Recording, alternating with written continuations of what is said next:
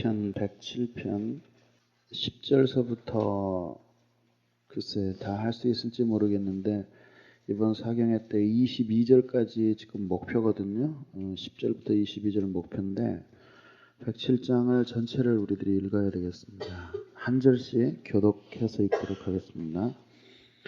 여호와께 감사하라. 그는 선하시며 그 인자하심이 영원함이로다.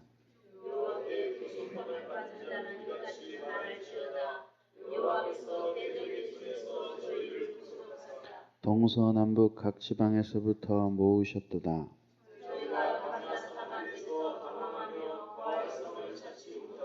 줄이고 목마름으로 그 영혼이 그 속에서 피곤하였도다.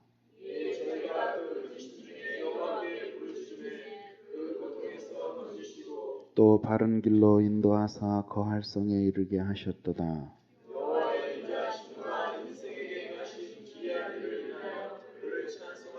저가 사모하는 영혼을 만족해 하시며 줄인 영혼에게 좋은 곳으로 채워주심이로다.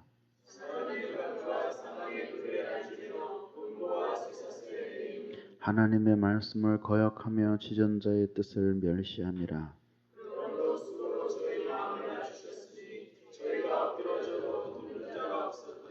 이에 저희가 그 근심 중에 여호와께 부르짖음에 그 고통에서 구원하시되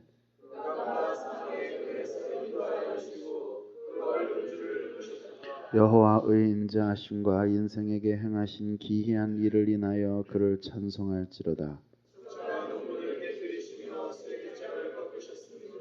미련한 자는 저희 범과와 죄악의 연고로 고난을 당하매 이에 저희가 그 근심 중에서 여호와께 부르짖음에 그 고통에서 구원하시되 여호와의 인자하심과 인생에게 행하신 기이한 일을 인하여 그를 찬송할지로다. 선척을 바다에 띄우며 큰 물에 영업하는 자는 여호와께서 명하신즉 광풍이 일어나서 바다 물결을 일으키는도다.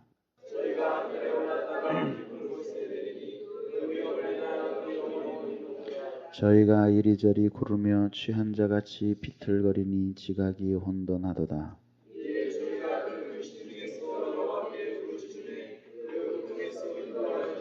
광풍을 평정히 하사 물결로 잔잔케 하시는도다.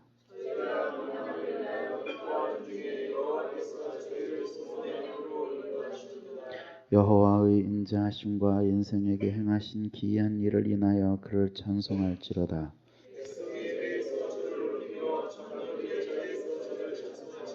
여호와께서는 강을 변하여 광야가 되게 하시며 샘으로 마른 땅이 되게 하시며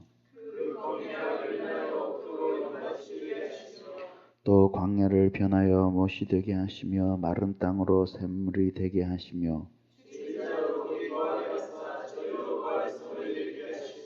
밭에 파종하며 포도원을 재배하여 소산을 취케 하시며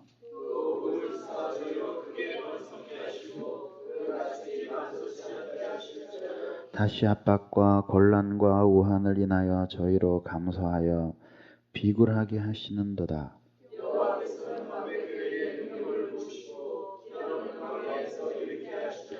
궁핍한 자는 곤란에서 높이 드시고 그 가족을 양무리 갖게 하시나니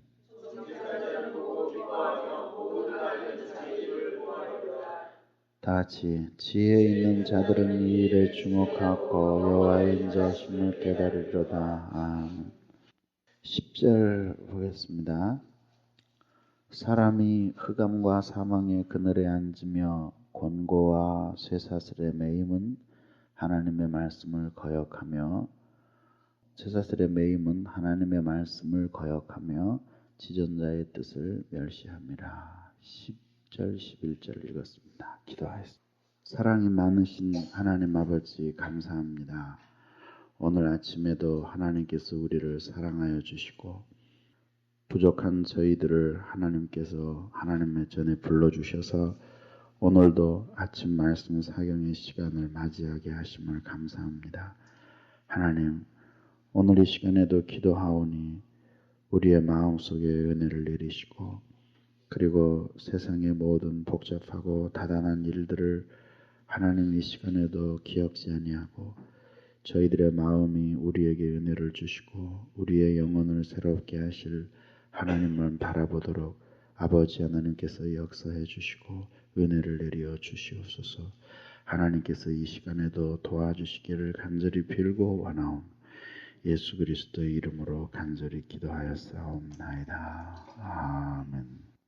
이 시편 105편은 감사시입니다. 근데 감사시는 감사시인데 이 감사의 배경이 뭐냐면 이 시의 배경이 이스라엘 백성들이 바벨론으로 포로로 끌려갔다가 이제 다시 돌아온 것을 회상하면서 감사하며 그리고 자신들이 왜 그렇게 곤고한 포로 생활을 하여야 했고 고통을 받아야 됐는지를 회상하면서 하나님 앞에 감사하며 시를 쓰고 있습니다. 그래서 개인이 하나님 앞에 뒤로 물러가는 거나 하나님의 선택한 백성이든 이스라엘 백성들이 뒤로 물러가는 거나 그 동기와 과정 이런 것들은 거의 흡사합니다.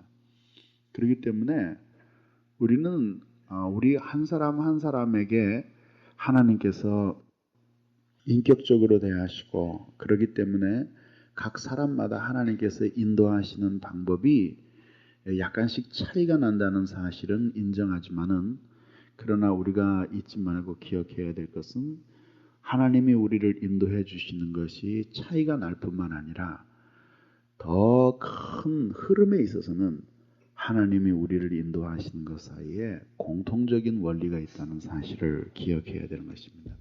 그래서 하나님이 우리 한 사람 한 사람들을 인도하시고 이끄시는 그 방법에 있어서 구체적으로는 조금씩 차이가 날지 모르지만은 그러나 하나님이 우리를 뒤로 물러가게 내버려 두시는 것, 또 그 다음에 하나님께로 돌아오는 것, 그래서 결국은 하나님과 동행하는 삶을 사는 것, 이런 모든 것들이 통일된 원리를 가지고 있기 때문에 성경을 볼 때에 우리가 성경 속에서 뒤로 물러가서 침륜에 빠진 사람들의 이야기나 혹은 영적인 깊은 회복을 경험한 사람들의 이야기나 또 오늘처럼 물러갔던 경우와 회복의 경우를 함께 이야기하고 있는 사람들의 간증도 우리의 신앙을 위해서 실제적인 도움이 된다는 것이죠. 문제는 이것들을 우리들이 깊이 살피면서 우리의 영적인 삶이 어떻게 이루어져 있는가를 보고 그리고 성경에서 나타나고 있는 여러 가지 교훈들을 주목하므로 우리가 충분하게 경험하지 못했다고 할지라도 우리의 신앙생활에 있어서 어떠한 경우에는 앞으로 어떠한 일이 일어날 것이며 우리가 또한 어떠한 상황에 접어들면 어떠한 마음이 되고 거기서 풀어야 할 가장 숙제는 무엇인가 이런 것들을 미리 찾고 발견하게 될 때 우리는 몸으로 고통을 겪고 어려움을 겪으면서 깨닫게 되는 수고로움을 면하게 된다는 것입니다. 그래서 좀 더 우리의 인생을 저축해서 하나님을 위해서 살 수 있는 길을 발견하게 되는 것입니다. 그렇기 때문에 많이 인생을 산다고 해서 하나님 앞에 많은 일을 하는 것도 아니고 금방 죽는다고 해서 못하고 죽는 것도 아닙니다. 문제는 인생에 있어서 허비가 없는 인생을 살아야 되는 것이죠. 그러기 위해서는 이러한 지식의 빛이 필요하다 이 말씀을 드리고 싶습니다. 근데 우리는 인생을 살아가다가 때로는 뭔가 우리가 원하는 대로 우리의 인생이 되어가지 않고 뭔가 커다란 고난이나 혹은 위기나 시련을 만나서 괴로움을 당하는 경우를 우리는 종종 보게 됩니다. 그리고 이러한 시험에 들게 되면은 반드시 그 뒤에는 하나님과의 관계로부터 더 멀어지기 쉬운 추가적인 오류와 범죄들이 발생하게 됩니다. 예수님께서 이 땅에 계실 때 우리에게 주기도문을 가르쳐 주시면서 뭐라고 말씀하셨냐면은 시험에 들게 하지 마옵시며 이렇게 우리에게 가르쳐 주신 다음에 뒤이어서 바로 말씀하신 것이 뭐냐면 다만 악에서 구하옵소서. 이렇게 가르쳐 주셨습니다. 그러니까 우리가 시험에 들었을 때에 그 시험의 기간들이 계속 지속되고 그 시험 속에서 적절한 신앙으로 그 시험을 인내하거나 이기거나 혹은 물리치고 극복하는 방법을 우리들이 제대로 알고 그대로 살지 아니하면 우리는 잠시 시험에 들었지만 그 시험에 든 것이 우리를 곧 악으로 이끌고 죄에 빠지게 한다는 사실을 기억을 해야 되는 것입니다. 그렇기 때문에 늘 하나님 앞에서 우리들이 변함없이 가져야 될 생각은 바로 뭐예요? 우리에게는 삶을 위해서는 지식이 절대적으로 필요하다. 그 생각을 가져야 되는 것이에요. 늘 반복적으로 시험에 들면서 곤고한 인생길에서 벗어나지 못하고 있는 사람들의 공통적인 특징 하나가 있는데 그것은 뭐냐면 희미해요. 그래서 무엇인가를 궁금하게 여기고 그것을 추구하고 그리고 그것을 깨달으려고 애쓰지 않는 지식의 결핍이 있는 사람들, 그런 사람들의 영적인 삶 속에는 건강함이 깃들 수 없습니다. 뿐만 아니라 또 그런 곤고함 가운데 있는 사람들의 신앙생활의 특징 또 하나는 말하자면 잘못된 확신이나 혹은 그릇된 신념에 사로잡힌 고집입니다. 이런 것들이 하나님 앞에서 바른 신앙생활을 해나가지 못하도록 만들어줍니다. 그래서 우리의 영적인 삶을 더 고통스럽게 하고 우리의 인생으로 하여금 자꾸 구겨지게 만든다는 것입니다. 그렇게 살아가는 삶을 살아가고 있는 사람들이 우리 가운데 늘 있다는 것입니다. 그렇기 때문에 하나님 앞에 언제나 그 풍성한 삶을 살고 그리고 하나님이 우리를 구원해 주실 때에 그 계획을 따라서 바른 길을 걸어가며 살았던 모든 사람들은 한결같이 하나님 앞에서 이 지식을 소유하고 싶어 했던 사람이에요.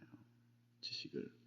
그래서 이 시인이 그 하나님의 말씀을 대한 그 사랑을 이야기할 때 그 하나님의 말씀의 지식이 정금보다 더 낫고 그리고 그 말씀이 꿀송이보다 더 달도다 하면서 세상의 모든 보화를 찾는 것보다도 더 간절히 하나님이 우리에게 제시해 주시는 그 신앙과 그 다음에 삶에 대한 지식을 그렇게 갈망하고 간절히 원했던 이유가 바로 그것 때문이라는 것입니다.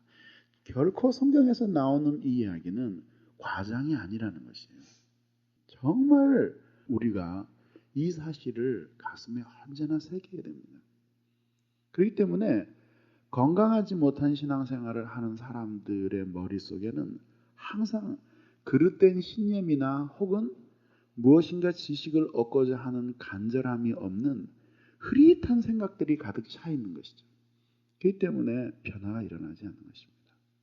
여러분, 하나님의 말씀을 성경을 보거나 혹은 설교를 듣거나 개인적으로 성경을 공부하거나 할 때에 여러분 그 눈이 불꽃처럼 타오르는 눈이 되는 사람이 그 가슴이 불꽃처럼 타오를 수 있어요.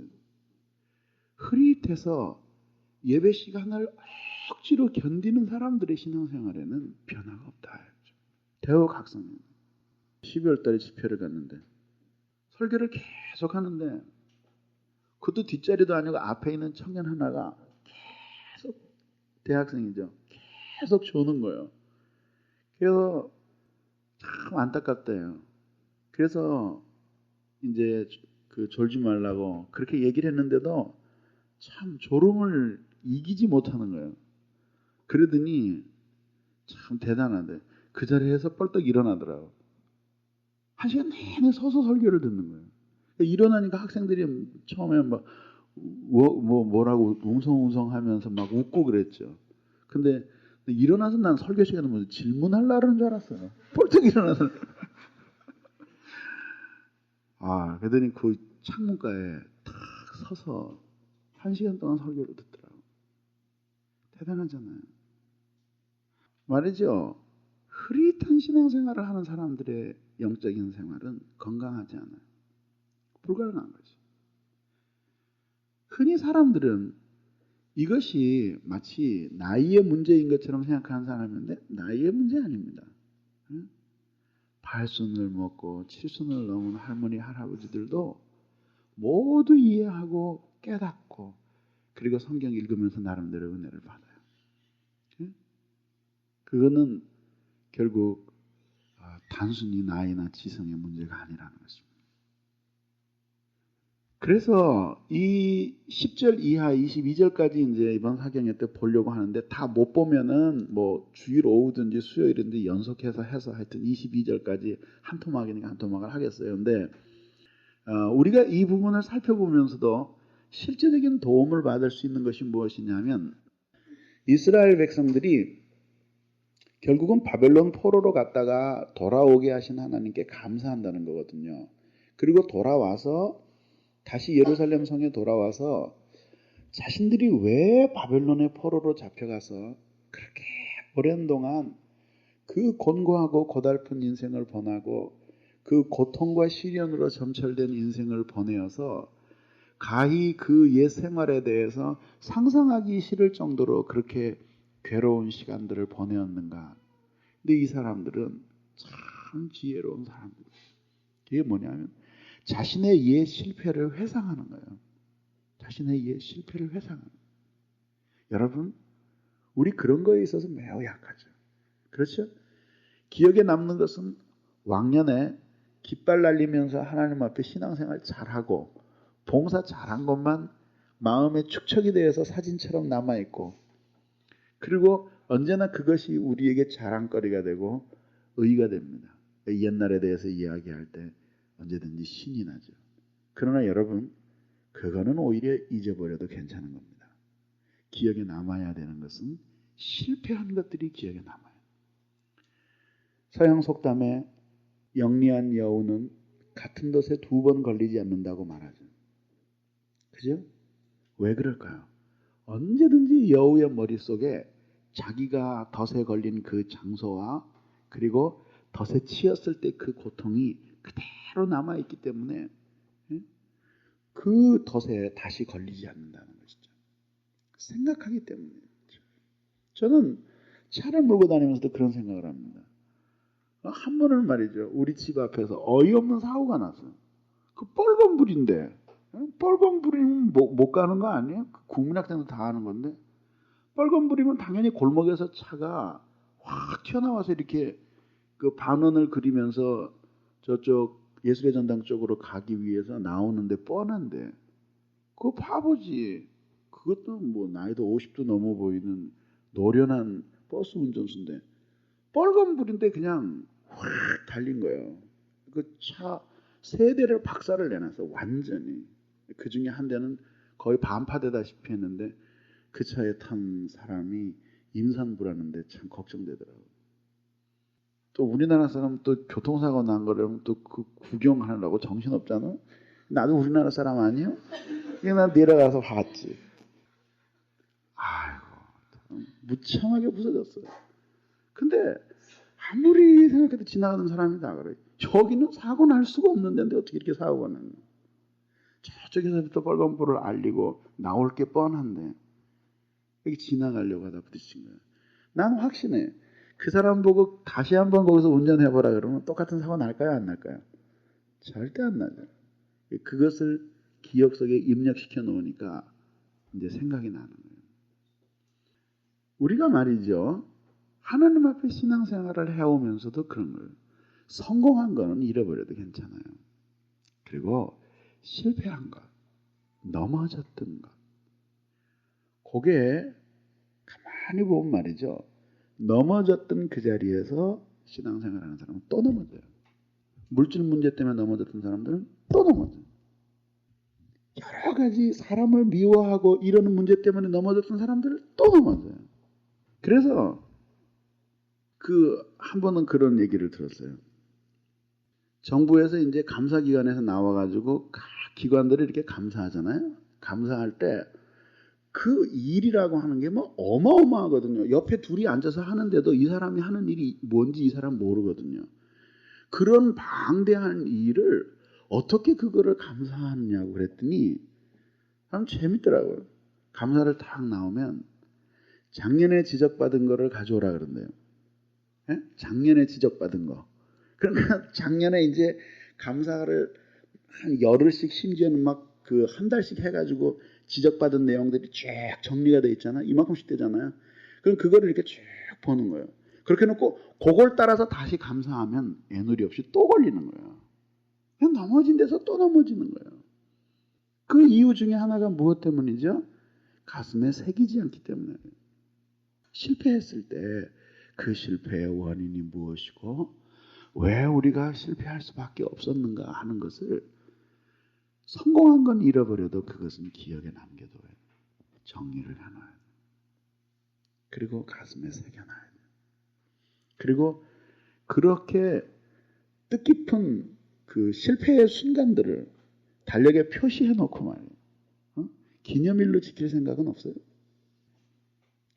이때가 바로 내가 하나님 앞에 크게 불순종해서 내가 몇 달 동안 정신 못 차리고 방황하던 날이 시작된 때다.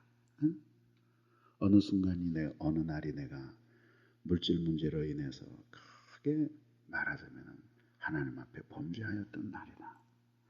아니 그 달력에다가 크게 써놓으면 다른 사람들이 다 눈치채니까 수첩 같은 데다가 표시를 해놓으면 되잖아요.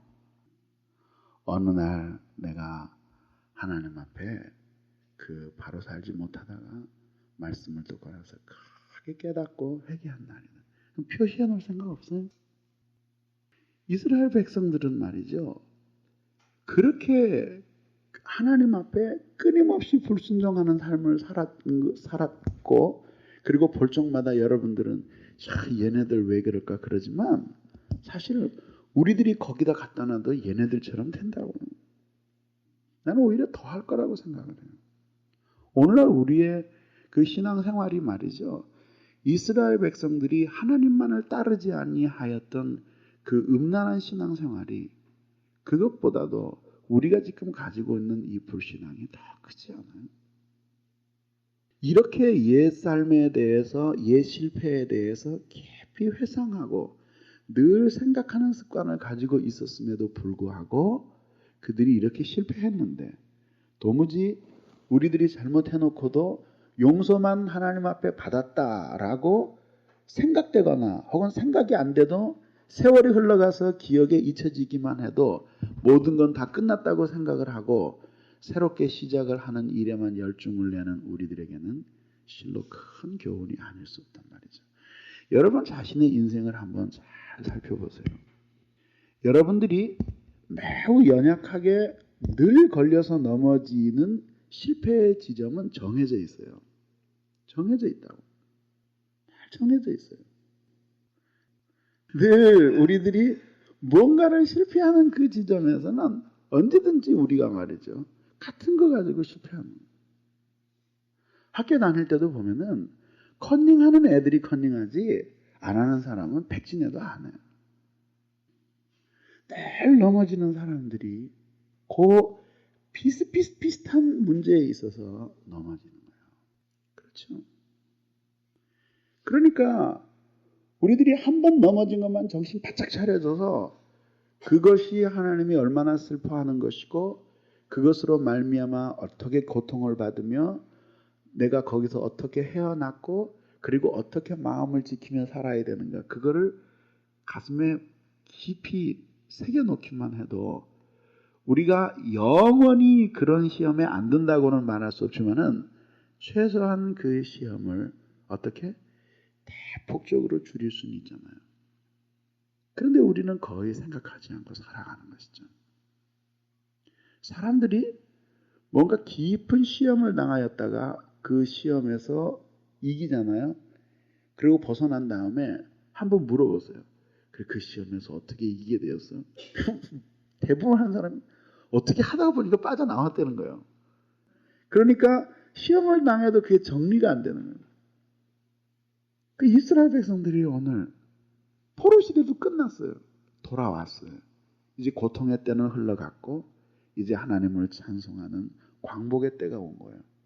근데 왜 그 어둡고 칙칙한 옛날의 사건을 그렇게 회상하고 그리고 그렇게 고통 가운데 바벨론에서 고생하고 괴로워하던 그 옛날 일에 대해서 굳이 생각하려고 하는 것은 무엇 때문에? 그것을 생각함으로 말미암아 같은 죄가 반복되지 않고 그 다음에는 자신들의 그 죄인된 삶을 향해서 넘쳤던 하나님의 은혜를 찬송하며 하나님 앞에 감사하기 위해서 깨닫게 되는 것이죠. 왜 사람들이 하나님을 믿고 구원을 받았다고 말하면서 인생을 살아가는데 사람들이 그렇게 행복하지 않은 이유가 무엇 때문이죠? 주제 파악을 못해서 그래요. 자기가 옛날에 어떤 처지에 있었는지를 모르기 때문에 지금 하나님을 향해서 마음을 세우고 토라지고 혹은 하나님을 원망하고 심지어는 하나님을 대적하고 하는 일들이 일어나는 것이죠. 그러니까 이렇게 회상하는 것은 감사한 일이에요. 이런 것은 성경적인 근거도 가지고 있잖아요. 사도 바울이 정말 예수 그리스도를 대적하고 예수 믿는 사람들을 박해하고 그런 건 몰라서 그런 거 아니에요? 알고 그런 거 아니에요? 몰라서 그랬잖아요. 그리고 진짜 예수 그리스도를 다메섹 가는 길에서 만난 이후에는 그분에게만 붙잡힌 삶을 살아왔잖아요. 그럼에도 불구하고 언제든지 그는 자기에 대해서 회상을 했어요. 언제? 예수님을 알지 못했을 때에 자기가 걸어갔던 실패의 길에 대해서 늘 회상하는 거예요. 그리고 예수 죽인 것을 자기의 몸에 짊어졌어요. 그러니까 옛날 하나님 예수 그리스도가 누구신지를 모르고 그 은혜의 빛이 없었을 때에 자기가 그렇게 무지막지한 죄인이었다는 사실을 깨닫고 나니까 지금 자신에게 비치는 그 은혜의 빛이 너무나 감사해서 웬만한 결핍과 어려움 정도는 하나님 앞에 불평의 요인이 되지 않았던 것이에요. 이전에 자기가 그리스도 예수와 그 믿는 사람들을 모질게 핍박하고 괴롭혔던 사실을 회상하고 그 실패를 되새기게 되니까 오늘 하나님이 자기와 역사해 주셔서 크고 놀라운 일들을 이루어 가심에도 불구하고 결코 그것 때문에 마음이 부요해지거나 이제는 내가 무언가 잡았다 그런 생각을 안 할 수가 있었던 것이에요. 어떤 의미에서 사도 바울은 바보스러울 정도로 지난날의 실패를 가슴에 꼭꼭 묻어두고 살았던 사람이에요. 그래서 하나님 앞에서 거룩한 성자와 방불한 삶을 살면서도 언제나 자신의 옛 모습이 옛 실패가 그로 하여금 겸손하게 했어요. 이전에 예수 그리스도와 그 교회를 박해하고 핍박했던 것 이미 예수님이 다 용서해 주셨잖아요.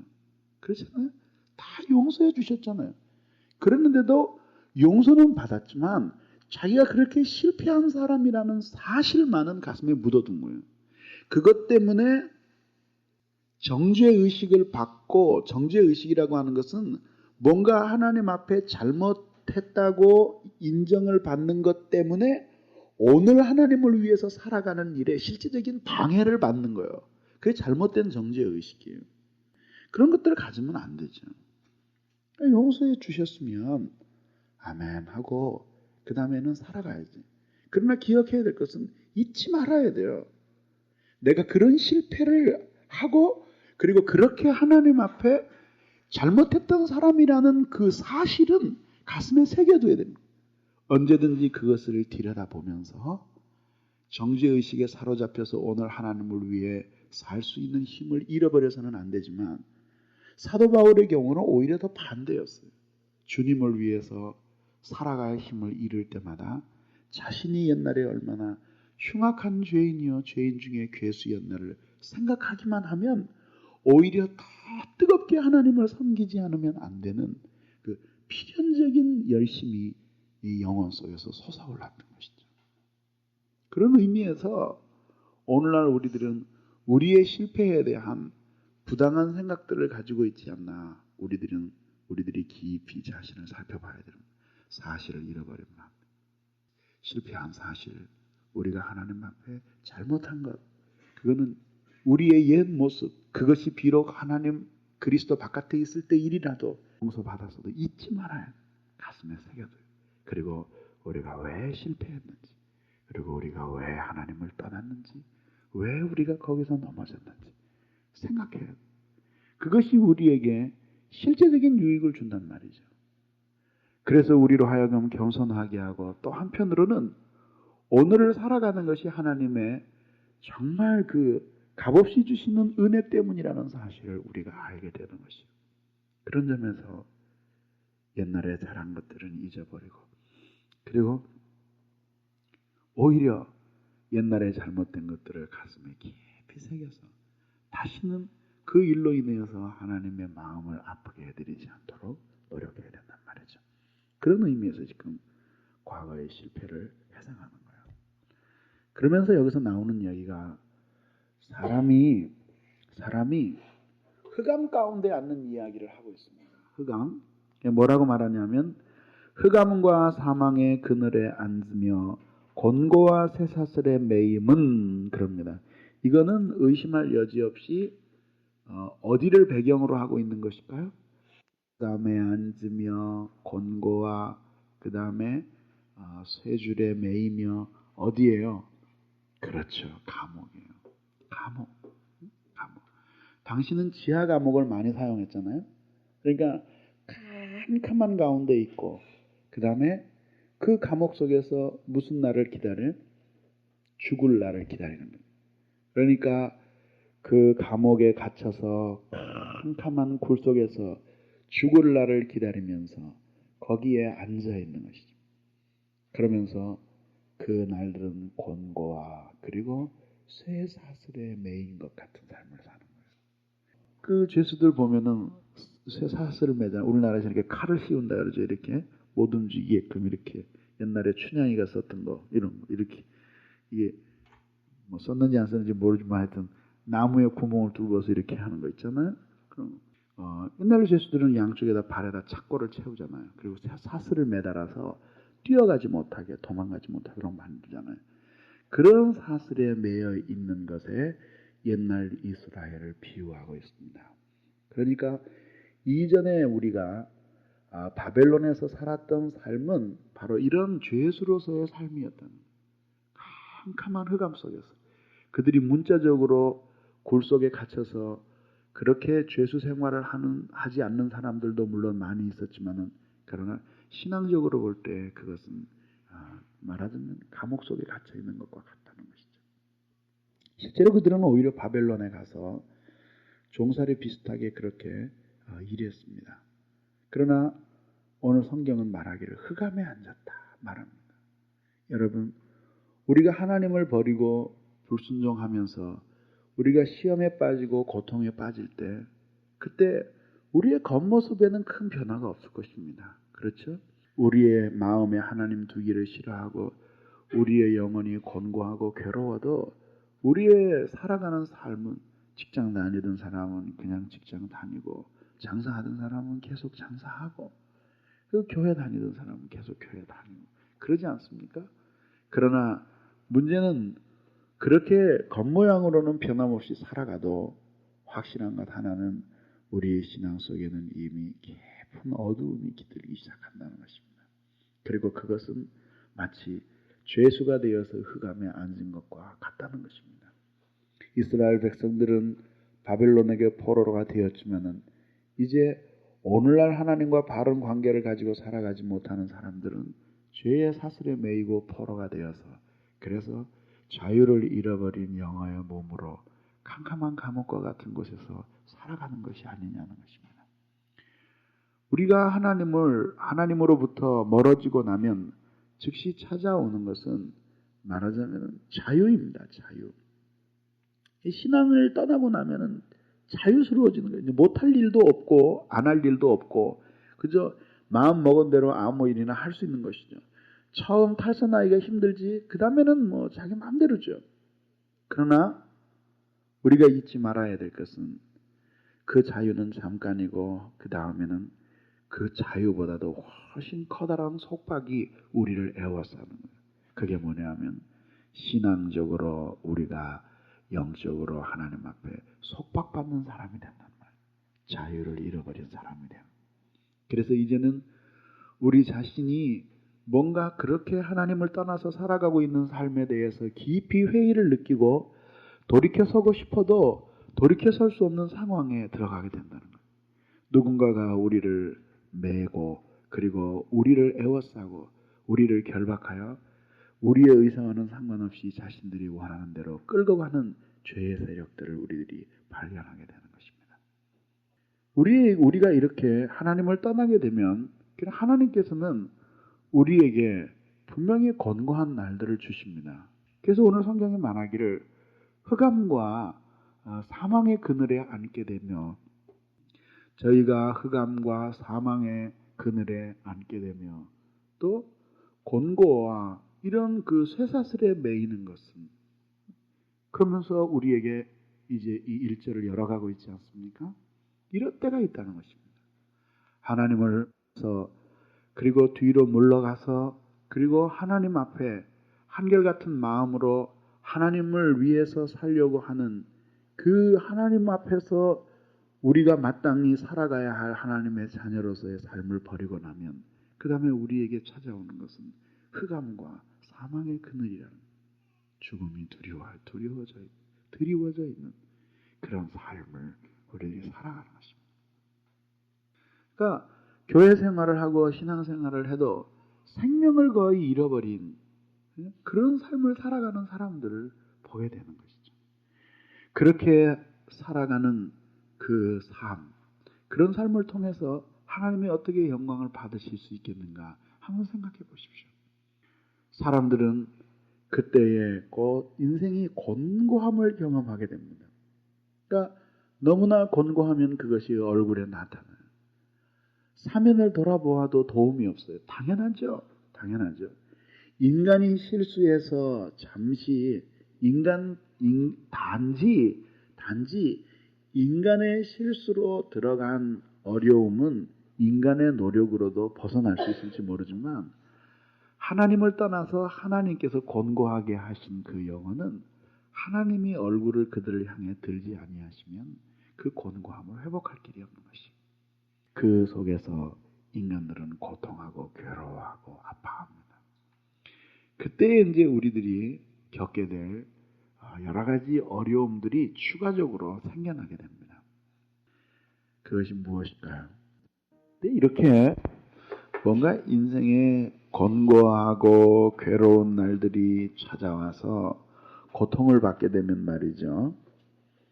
사람들이 흔히 고통만 오는 것이 아니라 이제 생각에 혼란이 오기 시작합니다. 이것이 하나님을 떠나서 곤고해진 인생들에게 역사하는 그 마귀의 말하자면 아주 자연스러운 계기예요. 그러니까 하나님을 떠나서 살아가는 사람들 그 위에 무지가 그 다음에 그 무지 위에 아집과 교만까지 아예 겹쳐버려서 겹겹이 쌓여서 도저히 우리의 힘으로 벗어날 수 없도록 그렇게 만들어주는 것입니다. 그렇기 때문에 참 하나님께서 우리에게 천국이 어린아이와 같은 자의 것이라고 말씀하신 것은 굉장히 의미심장한 것이에요. 저는 주위에서 말이죠. 이렇게 그 마음이 완전히 굳어지고 그리고 하나님 앞에 그 아집으로 가득 차 있기 때문에 사실 거의 어떤 의미에서 은혜의 세계에 있어서는 완전히 소외된 사람처럼 살아가는 사람들을 많이 봤어요. 그런 삶을 살아가면서까지 하나님 앞에서 우리의 마음을 세우고 고집을 붙들고 살아가는 것이 무슨 의미가 있겠는가? 그러니까 사람이라는 것이 그렇거든요. 우리가 계속해서 하나님의 은혜를 회복하고 또 잃어버리고 회복하고 또 하나님 앞에 잘못해서 또 어려움에 빠지고 그런 정도만 돼도 그래도 뭔가 이렇게 하나님 앞에 회복되어야 되겠다라고 하는 그 희미한 그 열망이라도 같거든요. 근데 아이의 그 잘못된 아집과 독선과 고집이 가득 차서 회복이라는 것 자체를 거의 경험해 보지 못한 사람들은 아예 그 회복 자체에 대한 기대도 없거니와 그런 것 자체가 별로 중요하다고 생각지 않으면서 그냥 살아가는 거예요. 그러니까 사실 그런 점에서 볼 때 얼마나 불행한 사람들이 많은지 몰라요. 그거를 우리들이 언제든지 하나님 앞에 기억해야 되는 것입니다. 근데 그렇게 죄로 말미암아서 사망의 그늘에 앉고 그리고 그 흑암 속에 들어가서 그래서 곤고하게 되어질 때 자신의 모든 삶이 쇠사슬에 매인 것 같이 영혼의 진정한 자유를 잃어버리게 될 때에 그때에 우리가 빠지기 쉬운 것이 뭐냐 하면은 생각에 혼란이 오는 거예요.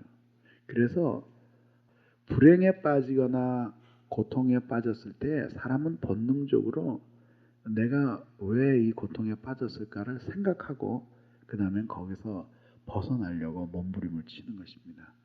그런데 오늘 말씀드리고 싶은 것이 바로 그거예요. 여기 10절부터 22절 전체에서 나온 중요한 관심사도 그거거든요. 그러니까 그렇게 우리들이 어둠 속에 빠지게 되었을 때 우리가 어떻게 벗어나게 되느냐라고 하는 것이죠. 이거는 단순한 영적인 침체만이 아니라 범죄로부터의 자유라 그럴까요? 그거죠. 하나님께로부터 범죄로 말미암아 은혜를 잃어버리고 살아가는 사람의 진정한 회복의 길을 보여주고 있는 것이죠. 그런 잘못에 빠져 있을 때, 그런 흑암 속에 들어갈 때 우리가 흔히 혼란을 느끼는 것은 뭐냐 하면은 하나님이 우리에게 제시하시는 방식대로 문제를 생각하는 것이 아니라 우리들이 가지고 있는 방식대로 우리 나름대로 잘못된 판단을 내리고 그리고 우리 나름대로 그것을 해석을 해서 잘못된 결과를 우리들이 손에 받아주게 된다는 것이죠. 그렇게 되면은 결국 분석이 잘못되면 대처하는 방안도 잘못되게 되는 것 아닙니까? 우리들이 뭔가 살아가면서 인생의 곤고함을 맞이할 때가 있습니다. 큰 어려움을 맞이해서 이 곤고하다라고 하는 것은 그냥 단지 뭔가 주님을 위해서 살다가 시련을 당한다라는 것은 아니에요. 여러분, 주님을 위해서 시련을 당할 때 곤고합니까? 내가 하나님을 위해서 그 하나님의 뜻대로 이렇게 살아가야 되겠다라고 하는 마음의 불이 있고 그리고 심령에 타오르는 안타까움이 있고 그러면서 하나님 앞에 우리들이 그렇게 주님을 위해서 살아간다라고 하는 이유 때문에 도전을 받고 시련을 받아서 우리들이 타는 것 같은 마음으로 하나님 앞에 기도할 때 곤고합니까? 그렇지 않아요. 결코 곤고하지 않아요. 오히려 우리들이 주님을 위해서 살고 마음에 하나님을 위해서 살아야겠다라고 하는 결단과 하나님을 사랑하는 불꽃이 있는 동안에는 곤고한 것이 아니라 오히려 우리가 그 곤고한 상황이 아니라 그 시련과 어려움 속에서 오히려 하나님의 넘치는 사랑을 발견해요. 그 이유는 무엇 때문이냐면은 뭔가 우리가 주님을 섬기려고 해도 그것이 우리의 목표대로 이루어지지 않을 때는 곤고하고 괴로운 건 사실이죠. 그런데 문제는 하나님과의 관계가 바르고 자기가 받는 고난이 하나님의 의를 위해서 받는 고난이고 아픔일 경우에는 우리가 하나님 앞에 기도하고 하나님 앞에 간구하면 그 위로가 고난을 훨씬 그러니까 위로보다도 훨씬 고난보다도 훨씬 큰 위로, 곤고함보다도 훨씬 큰 하나님의 은혜를 우리에게 보여주시기 때문에 실제로 우리는 곤고하지 않습니다. 이 곤고하다라고 하는 것은 하나님과의 관계가 잘못되어서 그래서 그 영혼이 파리해지는 것을 함께 내포하고 있는 것이에요. 여러분, 그 사람이 비록 처음서부터 범죄하고 하나님이 기뻐하시지 않는 길을 걸어가면서도 곤고해질 수 있지만 때로는 자기가 하고 있는 일이 하나님의 일인데도 하나님을 위해서 하는 일인데도 그렇게 하나님을 섬기면서 곤고해질 수도 있는 것이에요. 그거는 일을 따라서 하나님께서 곤고함을 주시고 안 주시고 하는 것이 아니라 하나님께서 그 사람과 하나님과의 관계를 보시면서 영원의 축복을 내리시고 거두시기도 하시기 때문에 이것은 일 때문에 오는 것은 아니에요. 그러니까 어때요? 하나님의 일을 하면서도 주님이 맡겨준 사명이면서도 사명 자체 때문에는 곤고함이 오는 것이 아니지만은 사명을 감당해 나가는 사람이 하나님 앞에 바른 관계를 가지고 하나님 앞에 축복된 삶, 축복해 주실 만한 삶을 살지 못하면서 그 사명을 감당해 나가려고 하면 감당해 나가려고 하는 것은 거룩한 사명이지만 그것 때문에 즉시 인생의 깊은 곤고함이 찾아오는 것이에요. 그렇기 때문에 우리들이 기억해야 될 것은 우리가 하고 있는 일이 무엇이든지 간에 우리가 하나님과 어떤 관계를 맺으면서 살아가는가 하는 것이 중요한 것이죠. 근데 이런 곤고함 그리고 영혼의 깊은 부자유함 속에서 하나님 앞에 고통할 때 우리 인간들은 말이죠. 잘못 생각하게 된다는 거예요. 이게 뭐냐면 이 고통의 원인이 어디서 왔는가를 생각할 때 그때 빗나가기 시작한다는 거예요. 그러면서 우리는 그 고통의 다양한 원인들을 들기 시작하는 거예요. 그런데 그렇게 하나님과의 관계가 바르지 못한 상태에서 자신이 고통하고 괴로워하는 곤고함의 원인을 모두 헤아린다고 할지라도 정답을 찾아내는 것은 쉽지 않다는 말이죠. 왜냐하면 그 모든 것들의 궁극적인 원인은 믿음의 눈으로 보이는 것이기 때문에 그런 거예요. 하나님과의 관계가 사실 사람이 논리적으로 추론해서 알 수 있습니까? 하나님과의 관계는 자신의 영혼만이야. 그리고 자신이 하나님과의 관계가 잘못되어졌다라고 깊이 생각하고 그것이 자신에게 아픔으로 다가올 때에는 이미 회복이 이루어지고 있는 것이란 말이죠. 그러니까 그 하나님께서는 우리가 하나님을 떠나서 곤고하고 쇠사슬에 매인 심령이 될 때 그것을 진짜로 움직이신 분은 하나님이신데 근데 그 하나님과의 관계에 대해서는 인식할 수 있는 힘을 잃어버리고 나니까 그 다음에 사람들 마음속에서는 사람을 생각하게 되는 거예요. 그리고 여러 가지 이유와 원인들을 들게 되는 것이죠. 그런데 그렇게 하나님을 떠나서 곤고하게 된 사람이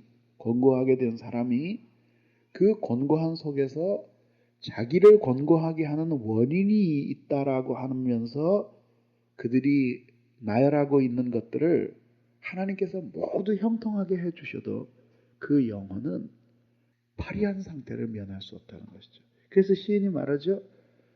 주께서 저들에게 원하는 것을 주셨으나 저들의 영혼은 파리하게 하셨도다. 원하는 것을 모두 주어 주셔도 그래도 파리한 영혼으로 살아가는 사람들이 얼마든지 있을 수 있다는 사실을 보여주는 것입니다. 그렇기 때문에 그것은 하나의 우리가 곤고함을 겪는 일에 대한 하나의 자기 합리화에 지나지 않는 것이에요. 그렇기 때문에 하나님과의 관계에서 멀어지고 영적인 안목을 잃어버린 사람이 곤고함의 원인이 무엇인가 하는 것을 정확하게 파악하고 그 문제의 핵심 속에 하나님과의 관계가 있고 그리고 자신이 있다라는 사실을 인정하는 것은 쉬운 것이 아니라 거기까지만 인정을 하게 되면은 그 다음에는 문제의 해결이 훨씬 더 빨라지게 되는 것이에요.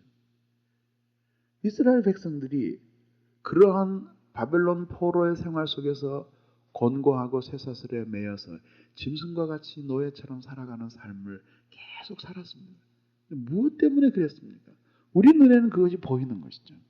그들은 마지막 바벨론으로 포로로 잡혀가는 그 순간까지도 하나님의 음성을 들려주는 선지자들의 음성을 들으면서 궁극적으로 이 나라를 살게 하시고 또 우리를 팔려가게 하시거나 혹은 광복을 주시는 분이 하나님이라는 사실을 기억하고 하나님과의 관계로 돌아오라는 것이 선지자들의 일관된 메시지였잖아요.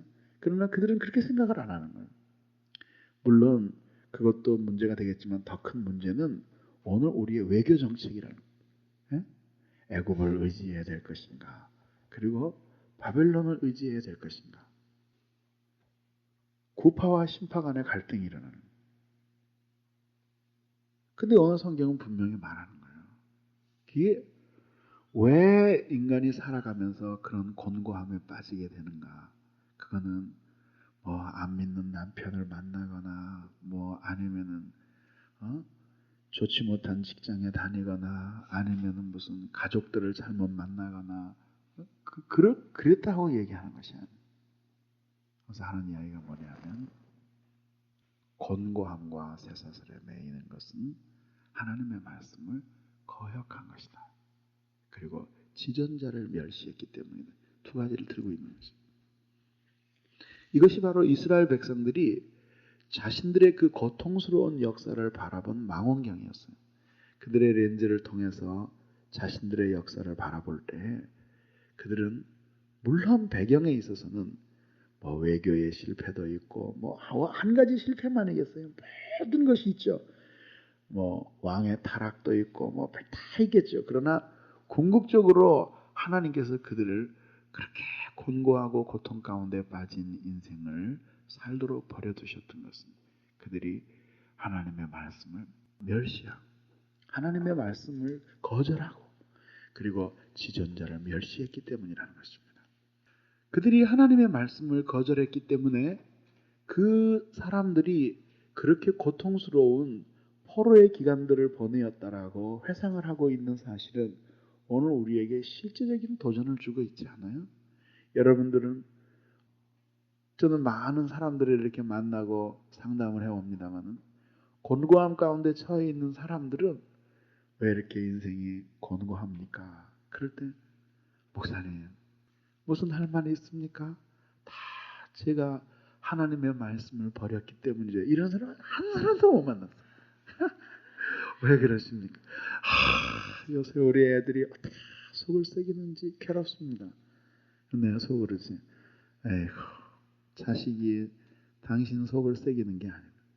당신이 하나님 속을 새기는데 그거 아나? 근데 이런 말은 속으로 해야 돼요. 그렇지 않으면 다 도망가잖아. 속으로. 그 평범한 사실을 우리 인정하지 않으려고 드는 것이죠. 우리는 그것들은 말이죠. 애써서 감추고 위장하면서 살아가려고 하는 것이죠. 왜 그럴까요? 왜? 그래서 탁 들어서자마자 제가 하나님의 말씀을 버렸기 때문이죠.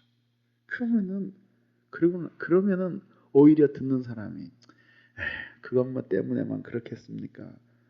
자식도 속을 새기고 뭐 누구도 속을 새기고 이래야 되는데 이건 거꾸로 됐어요. 이제 자신의 모든 곤고함과 고통은 다른 사람, 다른 원인, 세상에 있는 이유 이런 것 때문이라는 거죠. 그 얘기에 의하면 그죠. 자신만 변화되면 자기는 곤고할 게 없다는 거죠.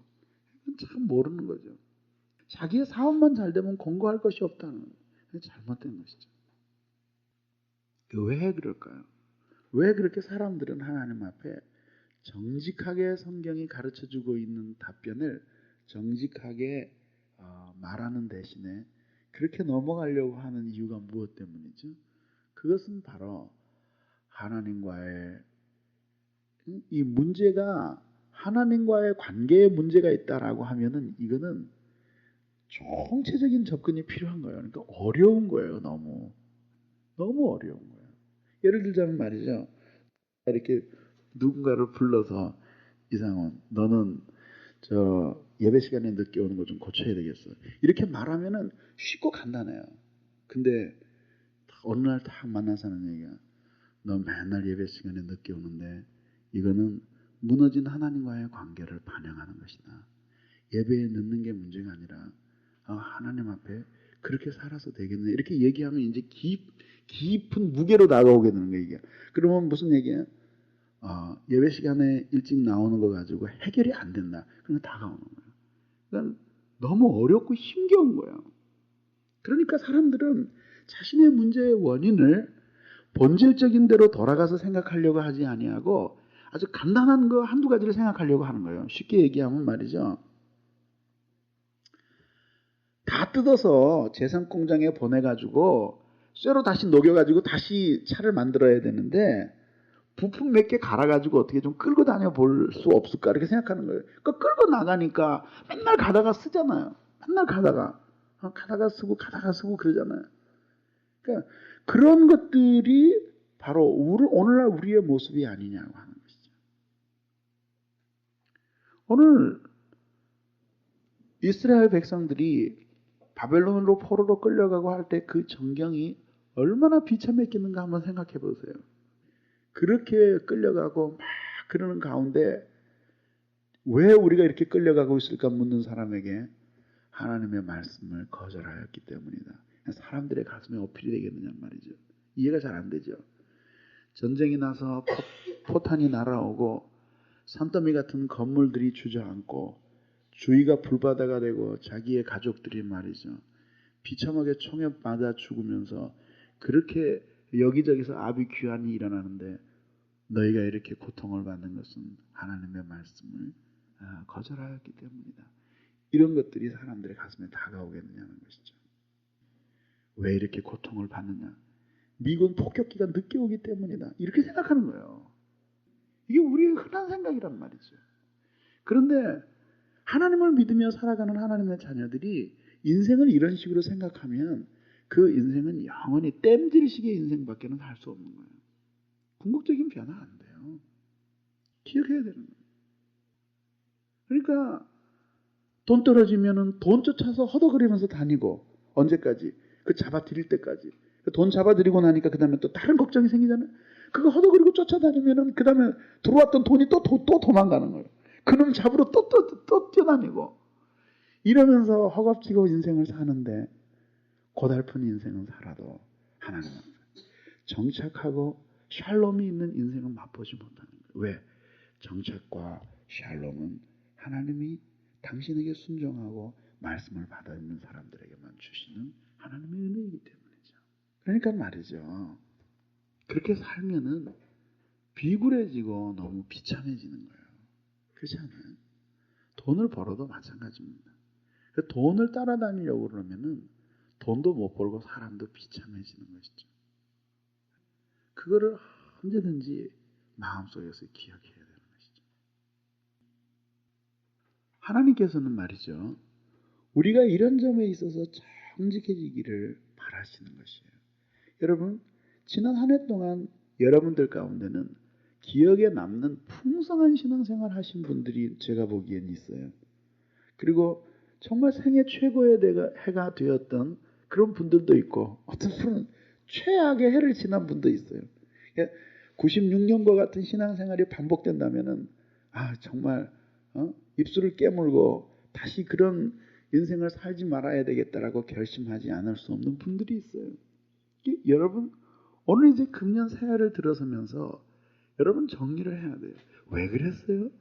왜 그렇게 실패하고 권고하고 너무 괴로워서 예수 믿는 사람이면서도 몇 번씩 죽고 싶은 생각까지 해야 될 지경에까지 이르게 된 그 권고함의 원인이 여러분 아직도 돈 때문이라고 생각하세요? 아직도 누구 사람 때문이라고 생각하세요? 아직도 뭔가 변하지 않고 있는 가족 때문이라고 생각하고 계십니까? 그러면 아직 과학 공부가 안 끝난 거예요. 금년 한 해 더 연장해야 돼요. 그런 식으로 생각하면은 하나님이 요구하시는 답이 그게 아닌데 그거를 가지고 와서 하나님 앞에 해결을 보겠다고 하니 하나님께서 인정해 주시겠냐는 말이죠. 안 되죠. 하나님이 계속 여러분들을 권고하게 하신 것이 하나님의 은혜인 줄을 여러분 모르시죠?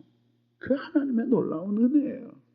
만약에 여러분들이 그릇된 길을 걸어가고 하나님의 말씀을 거역하는 길을 걸어가면서도 하나님께서 만약에 여러분들의 영혼에 은혜를 계속 내리셔서 늘 충만한 삶을 살았더라면 성령 충만하여 하나님 앞에 범죄하는 삶을 능력 있게 살아갔을 거예요. 우스운 이야기인지 모르지만 말이죠. 그러나 하나님께서는 공의로우신 하나님이시기 때문에 여러분들을 낮추시기 위해서 그 권고함을 계속 당하도록 만들어 주시는 거예요. 뭔가 그 권고한 것을 견딜 수 있다고 생각할 때에는요, 사람이 가서 신방을 하거나 혹은 사람이 가서 권면을 하거나 또 하나님의 말씀을 듣거나 뭔가를 깨달아도 그것이 그렇게 깊이 있게끔 받아들여지지 않는 거죠.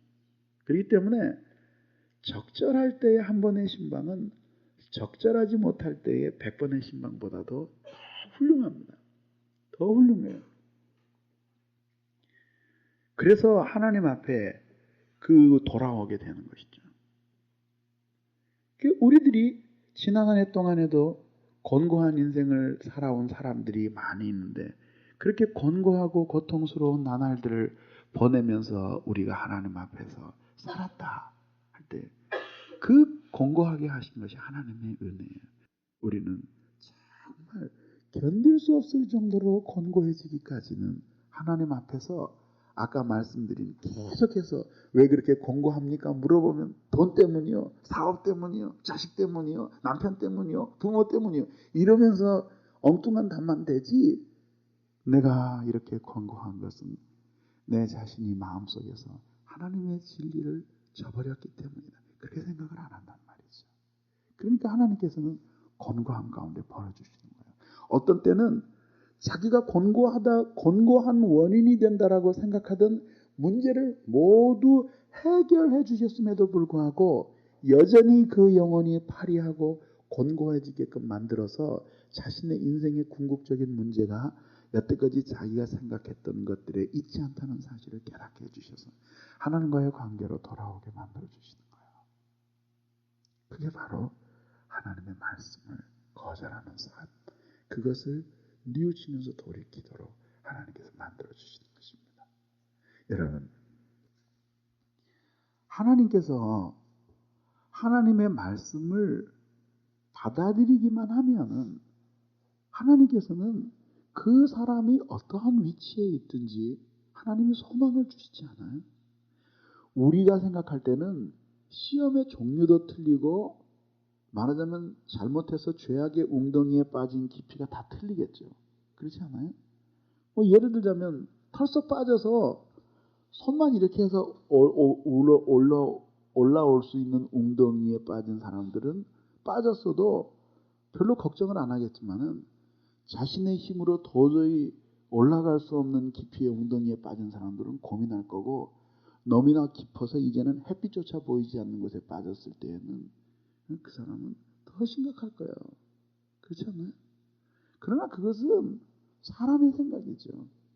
그렇죠? 사람의 힘으로 그 웅덩이에서 벗어나 보려고 하니까 웅덩이의 깊이가 문제가 되는 것이죠. 여러분, 헤엄 못 치는 사람한테는 100m 물속에 들어간 거나 2m 물속에 들어간 거나 마찬가지예요. 발만 땅에 안 닿으면 겁이 덜컥 나는 거예요. 내가 옛날에 그랬던 사람은 지금도 그래요. 헤엄치다가 발만 땅에 안 닿으면 겁이 덜컥 나요. 그게 10cm가 땅에서 떨어졌든지 100m가 땅에서 떨어졌든지 그게 무슨 의미가 있어요. 마찬가지 아니에요. 빠져 죽는 거 아니에요. 어차피 키가 안 닿으면 코가 잠기는데 죽는 거 아니에요. 죽는 거 아니에요. 우리가 당하고 있는 곤고함이 우리 스스로의 힘으로 벗어날 수 있다라고 한다면은 그런 성질의 곤고함이면은 깊이가 문제가 되고 그래요. 그러나 이게 어차피 우리의 힘으로 벗어날 수 없는 곤고함이라고 하면 하나님의 능력이 나타나지 않고는 불가능한 것이. 그렇지 않나요? 그런 점에서 볼 때에 우리가 그 곤고함 속에서 궁극적으로 하나님과의 관계를 회복하고 우리의 그 곤고함의 최종적인 원인이 무엇인가에 대해서 마음을 쓰는 것은 너무 당연하지 않냐 이거죠. 그렇기 때문에 곤고한 고난 가운데서 하나님께로 돌아올 준비가 되어 있는 사람들은 마음 자세가 벌써 틀려진다고.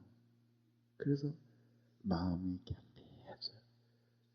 하나님의 말씀을 받아들이려고 하는 마음이 생긴단 말이죠.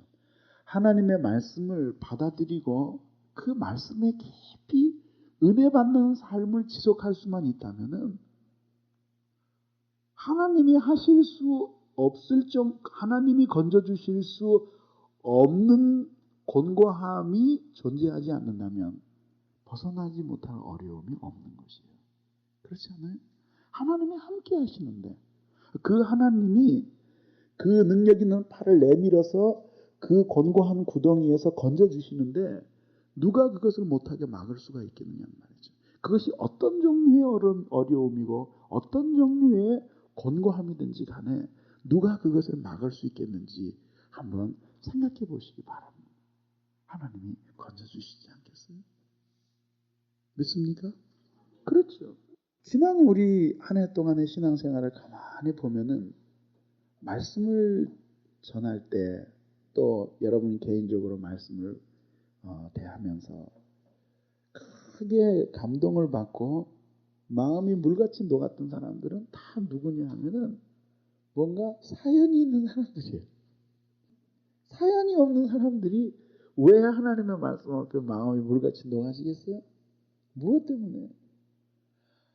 하나님 앞에 뭔가 깊은 사연이 있는 사람들이, 다시 말해서 곤고한 인생들이 그 곤고함에서 벗어나보고 싶어하는 사람들에게 하나님의 진리의 빛이 비쳤을 때 그들의 영혼이 감동을 받고 크게 은혜를 입어서 하나님 앞에 새롭게 일어서는 역사가 일어났던 것이죠.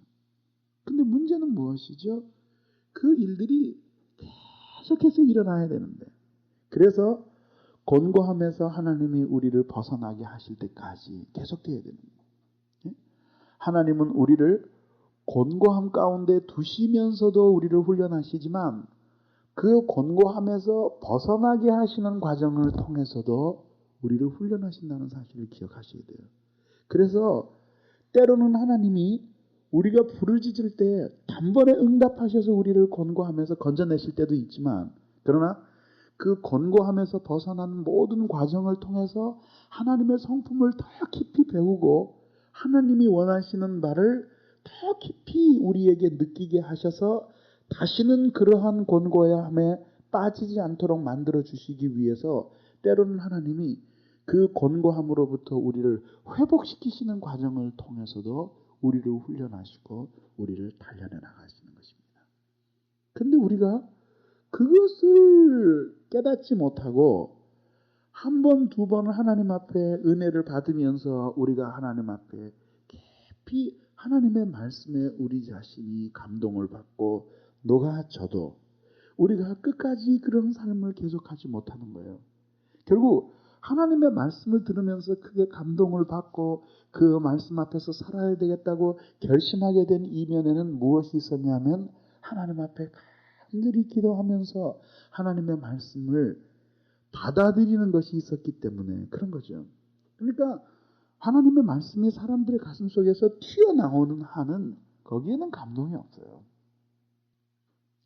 하나님의 말씀이 남김없이 모두 그 사람의 마음속에 받아들여질 때에 그때에 진리로 말미암는 만족이 있고 진리로 말미암는 영혼의 변화가 있는 것이지, 하나님의 말씀이 들릴 때 이 사람의 생각에 어느 것만 하나님의 말씀인가를 생각하면서 그것을 다시 분해하고 쪼개어가지고 자기가 원하는 것만을 받아야 되겠다라고 하는 이러한 상황에 있는 속에서 그 사람의 마음이 말씀을 들으면서 물같이 녹는다고 하는 것은 불가능한 것이라는 거죠.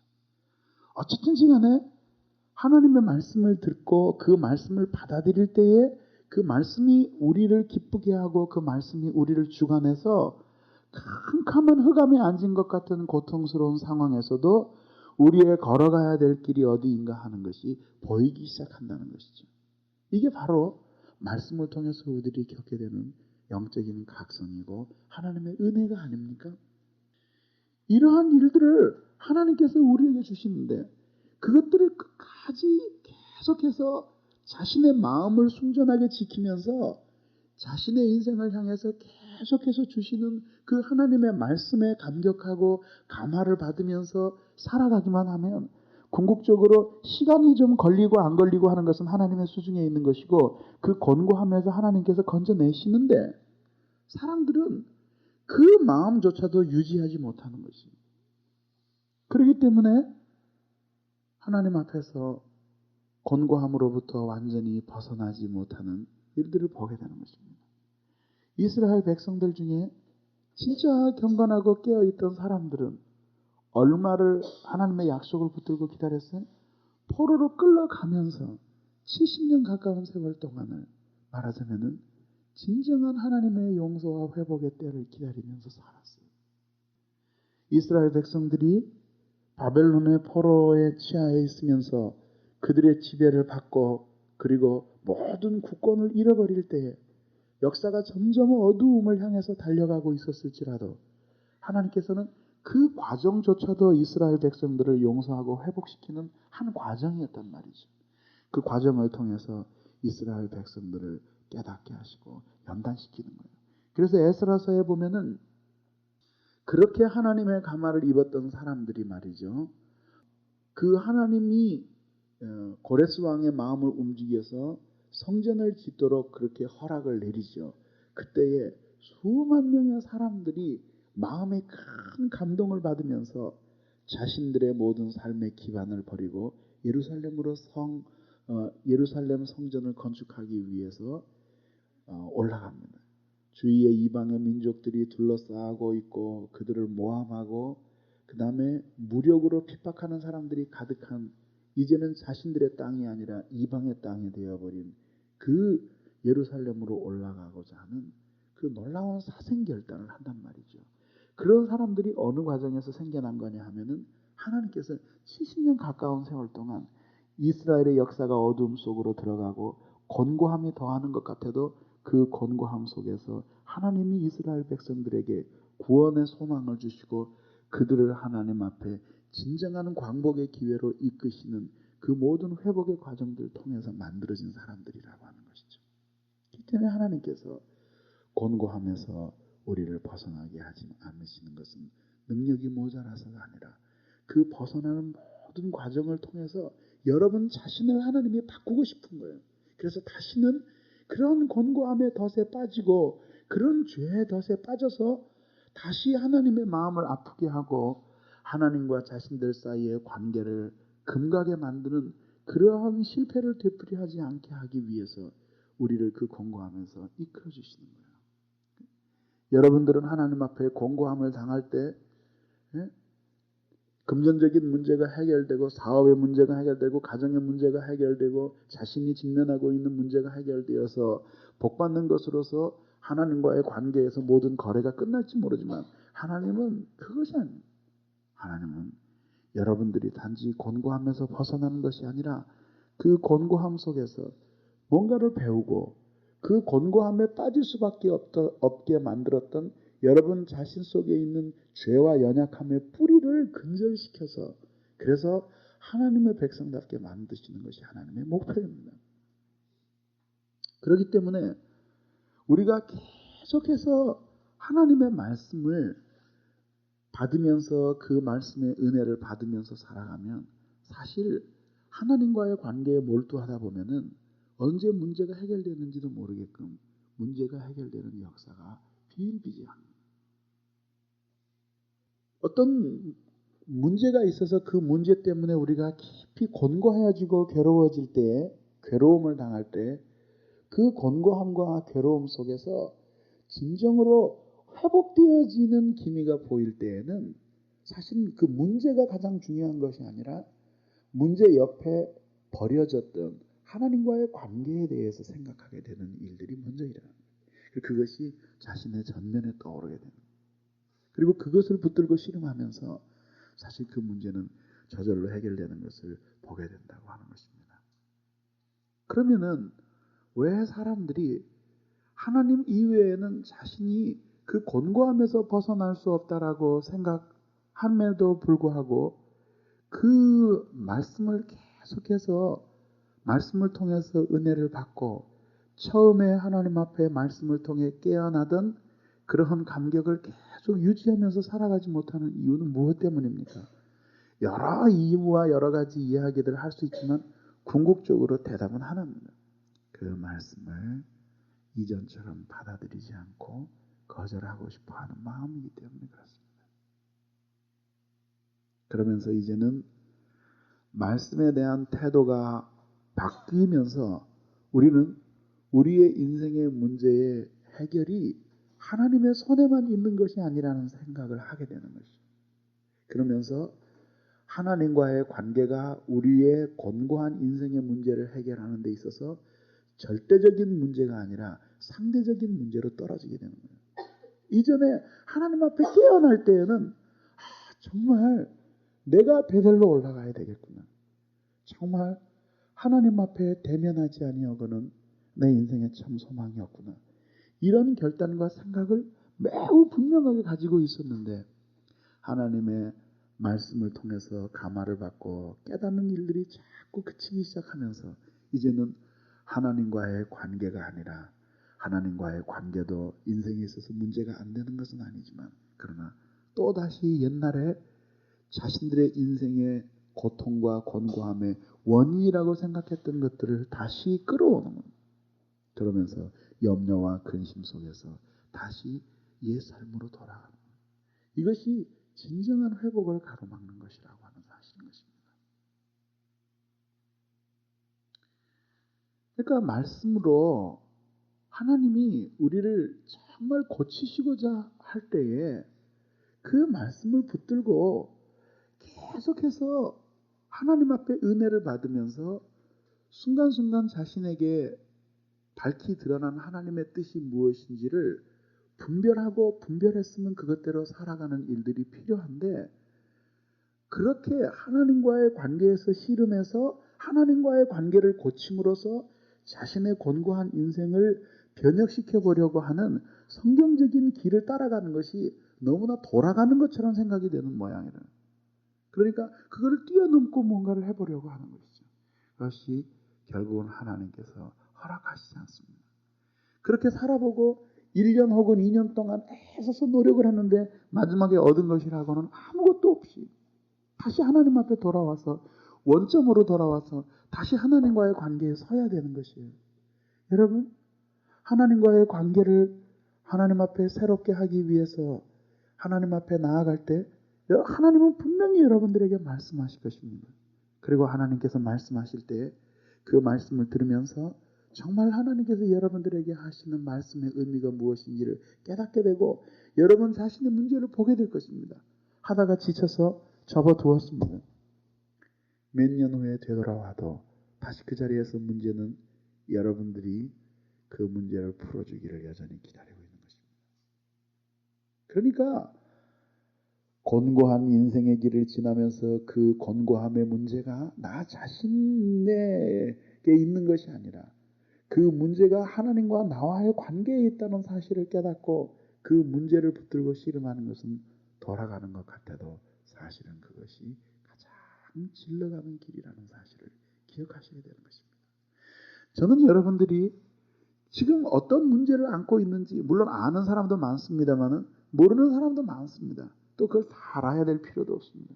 여러분들의 문제의 원인이 무엇이든지 여러분들이 만약에 뭔가 심령의 곤고함을 느끼고 인생길을 살아가면서 뭔가 괴로움 속에서 끝없이 고통하고 있다고 생각되어지면 여러분 제일 먼저 여러분들이 하나님 앞에서 잘못 가졌던 신앙의 태도 하나를 청산하셔야 됩니다.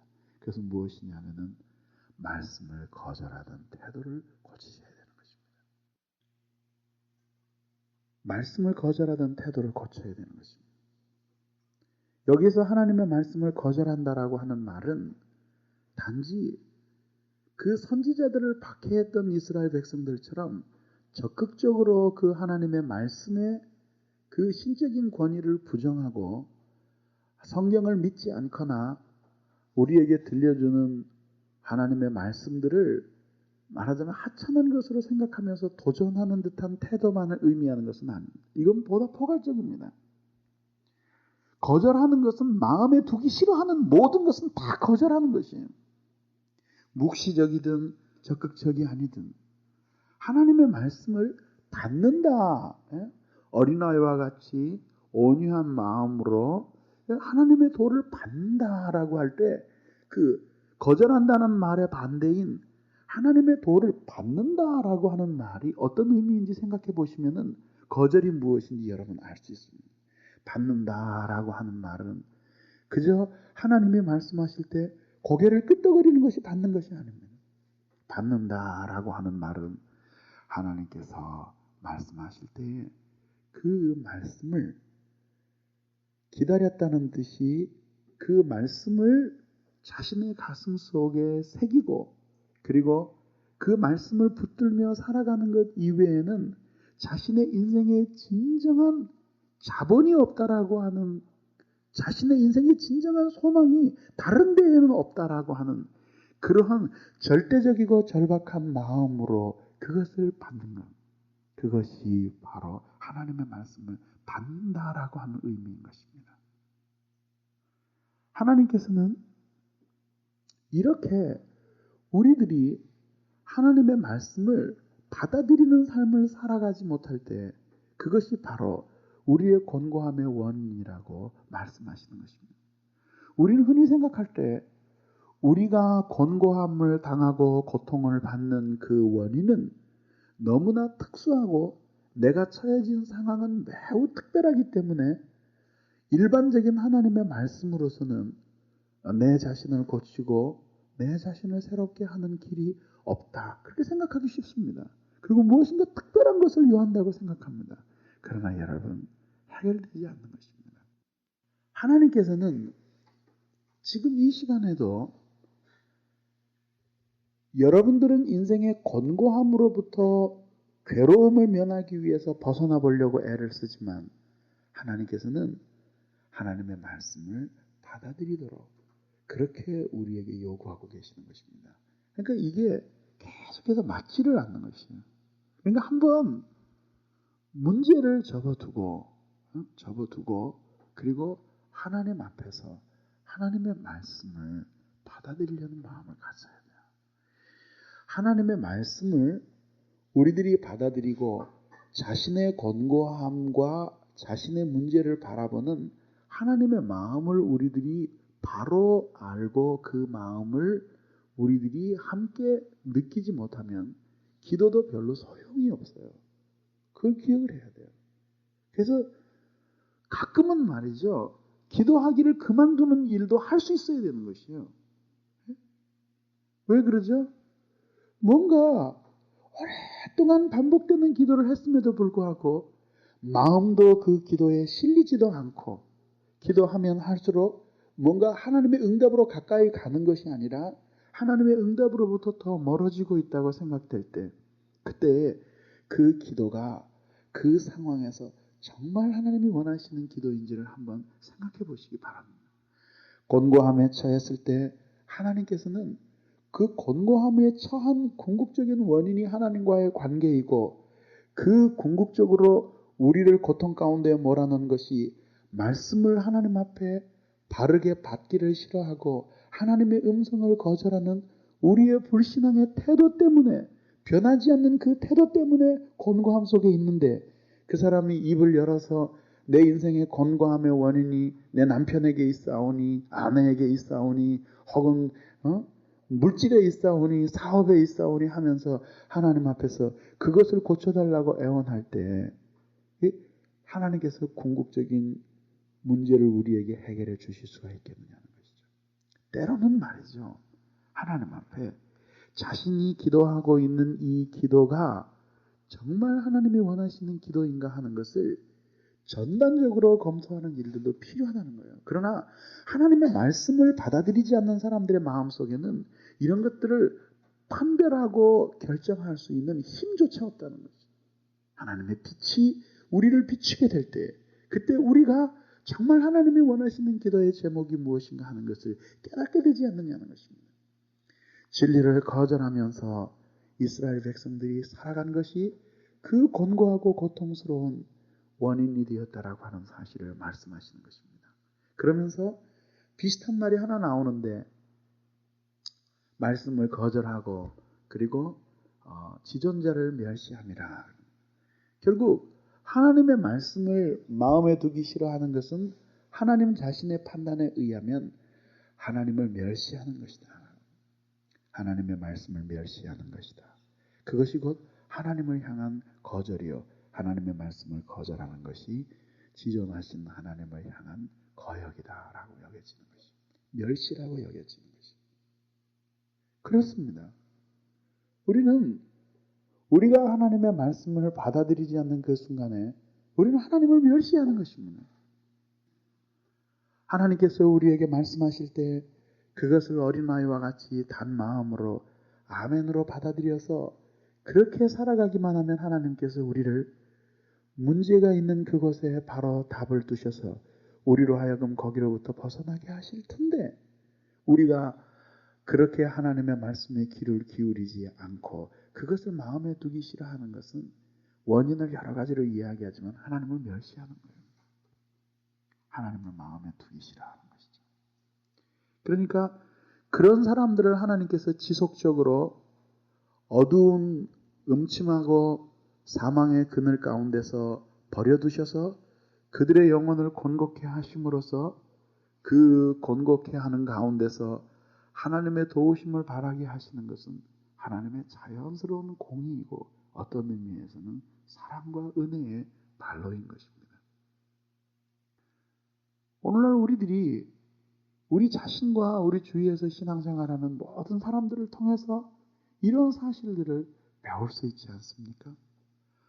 전심으로 하나님께서 말씀하시고 그 말씀하시는 하나님의 마음까지라도 깨달아서, 그래서 하나님과 같은 마음으로 자신의 인생을 바라보고 싶어 해서 어떻게 하든지 하나님 앞에 마음에 들지 않는 자신의 삶을 고치고 다듬어서 하나님을 위해서 쓰고 하나님을 위해서 드리고 싶어 하는, 그렇게 하나님의 말씀을 받아들이는 마음이 없는 것은 하나님 보시기에 하나님을 멸시하는 마음, 하나님을 멸시하는 마음을 가진 사람들을 하나님께서는 더 곤곡해 하셔서 하나님의 위엄을 보이시고 그 하나님이 그렇게 호락호락한 분이 아니라는 사실을 사람들에게 생각나게 하시는 것이에요. 그러므로 우리가 하나님이 우리를 사랑하신다라고 하는 사실에 대한 잘못된 인식 때문에 우리가 하나님을 멸시하면서 살아가는 많은 날들에 대해서 너무나 가볍게 생각하면서 넘어가는 것은 우리의 영혼의 진정한 회복을 위해서 하나님 앞에 올바른 것이 아니라는 사실을 기억해야 되는 것입니다. 하나님의 참된 사랑을 알고 그 하나님의 말씀으로 말미암아 깨어난 많은 사람들은 그 하나님께서 자신들의 영혼을 건져주실 때에 그 하나님을 깊이 두려워하고, 뿐만 아니라 하나님께서 자신들이 하나님을 어떻게 섬기고 믿어왔는지를 보여주실 때에 사실 자신은 그렇지 않고 그저 신앙적인 것에 대해서 무관심하고 말씀에 대해서 뭔가 마음이 열리지 않는 삶을 살아왔다고 생각했던 그 수많은 날들이 사실은 하나님을 멸시한 날들이었다는 사실을 깨닫게 되는 것이죠. 하나님 앞에 괴로워하게 되는 것이죠. 여러분, 어떤 점에 있어서 하나님께서 우리의 멸시를 받으실 만합니까? 사랑에 있어서 그렇습니까? 아니면 능력에 있어서 그렇습니까? 어떤 점에 있어서 하나님이 우리에게 멸시를 받으실 만한 그런 이유와 구실들을 갖고 계십니까? 여러분, 하나님께서 우리에게 멸시를 받아야 할 이유가 무엇입니까? 무능하기 때문입니까? 혹은 우리를 향해서 사랑이 없기 때문입니까? 혹은 우리가 처한 형편을 모두 알지 못하고 그리고 우리가 놓여있는 이 어려운 권고함들을 온전히 이해하지 못하는 무지함이 하나님에게 있기 때문에 하나님을 멸시해야 합니까? 어떤 면에서도 하나님은 우리의 멸시함을 받을 이유가 없는 분이고 또 우리가 멸시한다고 해서 하나님이 그 멸시를 받아들이는 분도 아닌 것입니다. 여러분, 저는 오늘 끝으로 여러분들에게 말씀드리고 싶습니다.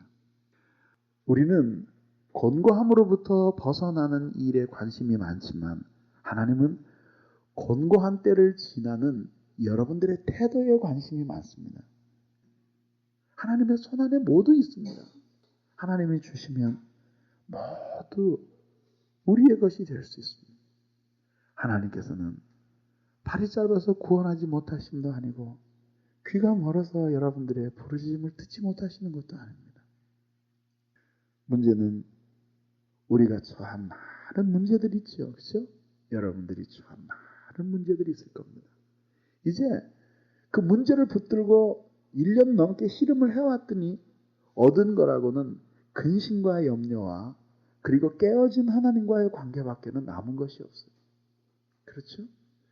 하나님의 말씀을 들으면서 감화를 받고 그 말씀에 소망을 두며 살아야 되겠다라고 이게 사라지고 이제는 하나님의 은혜를 따라서 살지도 못하고 그렇다고 해서 과감하게 하나님을 의지하지 않고 자기 마음대로 살아보지도 못하는 소심한 사람이 되는 것으로 그 방황이 계속되고 있지 않습니까? 여러분, 이와 같은 때에 저는 마지막으로 오늘 말씀에 입각하여서 여러분들에게 권고합니다. 문제를 보지 말고 문제를 보지 마. 하나님이 우리에게 나에게 뭐라고 말씀하시는지 그 말씀에 귀를 기울이세요. 그리고 하나님 앞에 정직하게 고백하세요. 예전에 나의 인생의 나날들은 하나님의 말씀을 거절한 인생이었습니다. 남들은 그렇게 생각하지 않겠지만 내 영혼은 그거를 압니다. 거절하지 않았더라면 그러면 받은 말씀이 뭐가 있어요? 받은 말씀이 뭐가 있어요? 그래서 받았다고 생각하는 그 말씀이 지금도 여러분 마음속에 살아서 여러분들의 마음을 움직이고 여러분들의 삶을 지배해서 이제는 내가 말씀을 붙들고 사는 것이 아니라 오히려 말씀이 나를 붙들고 살아가는 그런 삶들이 지속되고 있습니까?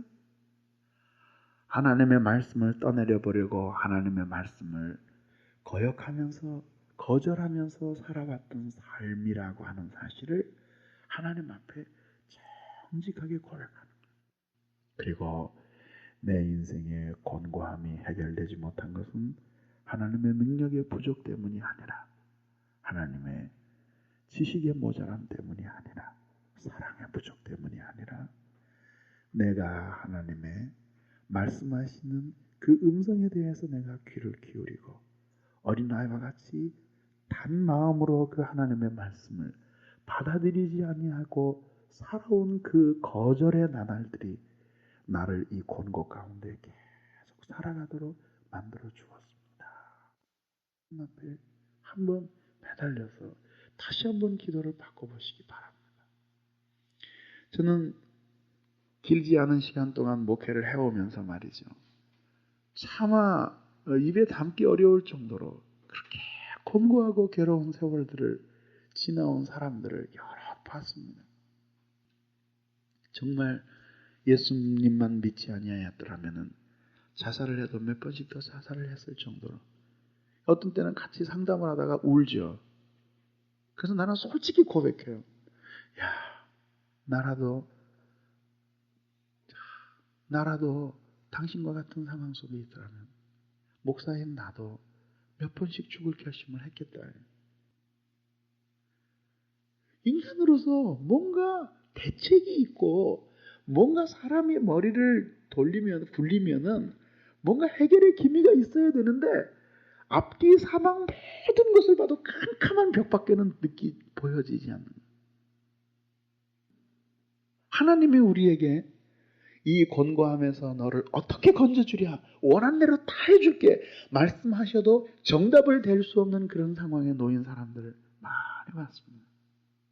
그런데 참 신기하죠.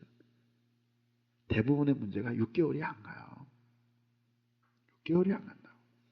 하나님 앞에 계속 말씀을 받아들이면서 그 말씀하시는 하나님을 의지하면서 살아가려고 하면 하나님께서 정확한 기도 제목을 주셔요. 아주 정확한 기도 제목을. 그리고 그 다음에는 그 정확한 기도 제목을 가지고 하나님 앞에 자신의 혼신의 힘을 쏟아부어서 기도하게 만들어 주신다고. 그리고 그렇게 쏟아부으면서 기도하는 사람에게 하나님은 지속적으로 능력으로 역사하셔요. 그러면 6개월을 넘지 않고 거의 인생에서 포기 시점같이 갔던 문제들이 하루아침에 해결되는 것들을 많이 보았습니다. 왜? 하나님이 당신의 능력으로 어차피 우리를 건지시는 것이기 때문에 그렇습니다. 하나님이 역사하기 때문이죠. 그래서 저는 오늘 여러분들에게 말합니다. 여러분들이 상식적으로 생각을 해도 하나님을 멸시하면서 또 한편으로 하나님의 도움을 받으려고 하면 그건 바보 같은 생각이죠. 하나님의 도움을 받고 싶으면 하나님을 존중하십시오.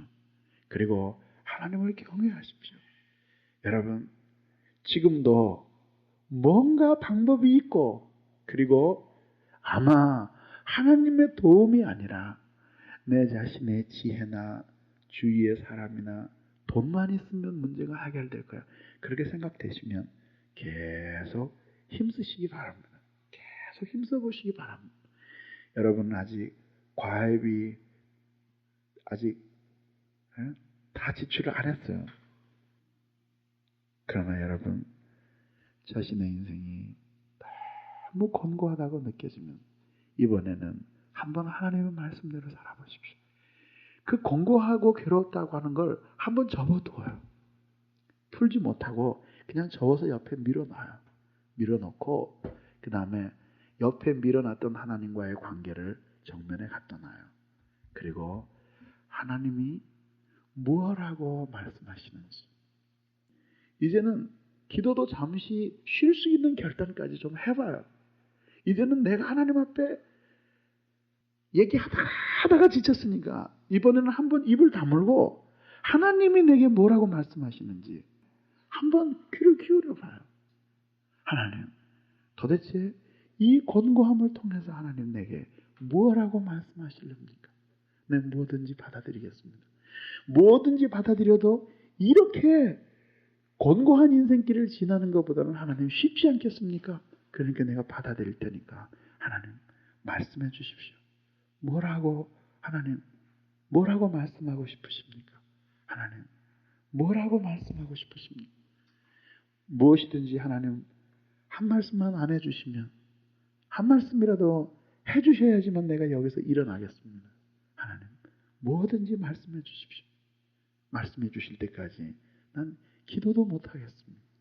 하나님 뭘 원하십니까? 뭘 내게 말씀하고 싶으십니까? 그리고 하나님의 말씀을 귀를 기울여 그리고 살아가요. 살아가요. 그래서 참 재밌는 게 말이죠. 곤고함 속에서 벗어날 날이 가까운 사람들은 설교를 들으면서도 저게 하나님이 나를 위해 주신 말씀이라는 거예요. 사실 목사가 뭐 할 일이 없어서 그 사람 생각하면서 설교를 하겠어요? 나를 위해서 주신 말씀이라는 거예요. 이번에 하나님을 기쁘시게 하는 삶 시리즈를 하면서도 모여서도 하는 얘기예요. 나를 위해서 주신 말씀이에요.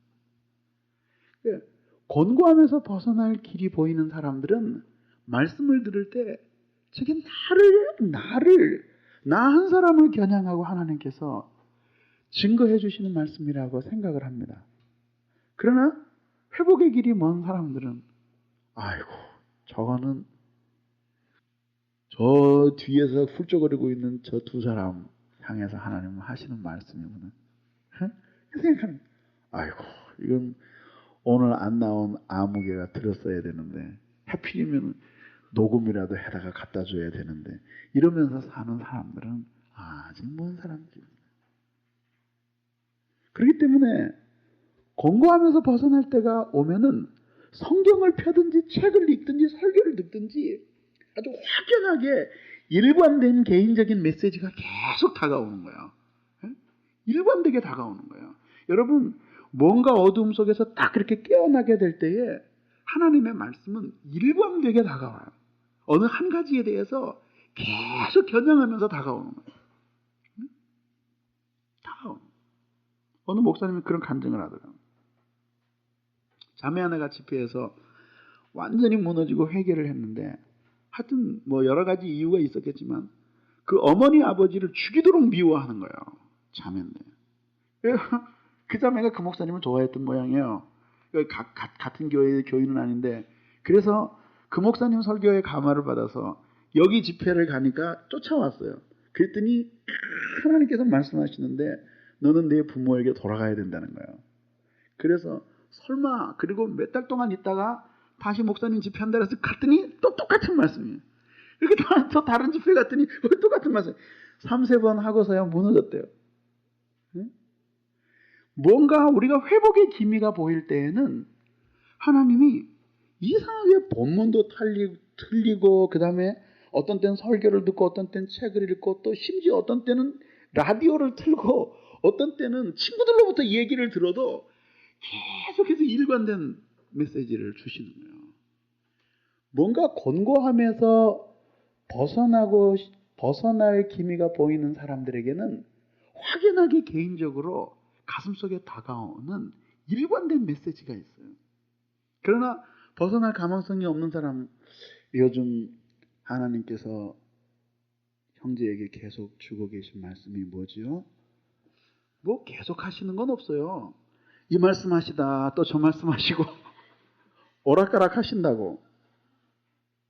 하나님이 오락가락 하는 게 아니고 자기가 오락가락 하는 거예요. 종잡을 수가 없어요.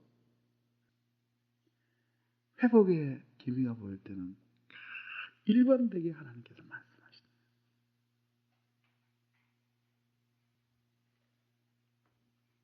요나가 하나님의 낯을 피하여 다시스로 도망갈 때 풍랑도 불고 배가 뒤집힐 뻔하기도 하였고 심지어 물고기도 나타나고 그리고 제비도 뽑고 사람들도 나타나서 뭐라고 그에게 신문하기도 하는데 결국은 일관된 거예요. 뭐요? 너는 사명으로 돌아오라. 하늘 폭풍에서도 사명으로 돌아오라. 물고기가 바다를 헤엄치면서도 사명으로 돌아오라. 제비를 뽑아서도 사명으로 돌아오라. 모든 것이 일관된 메시지로 다가옵니다. 마음을 기울이면 하나님께서 우리에게 그런 일관된 메시지를 주시는 거예요. 일관된 메시지를 주시는 거예요.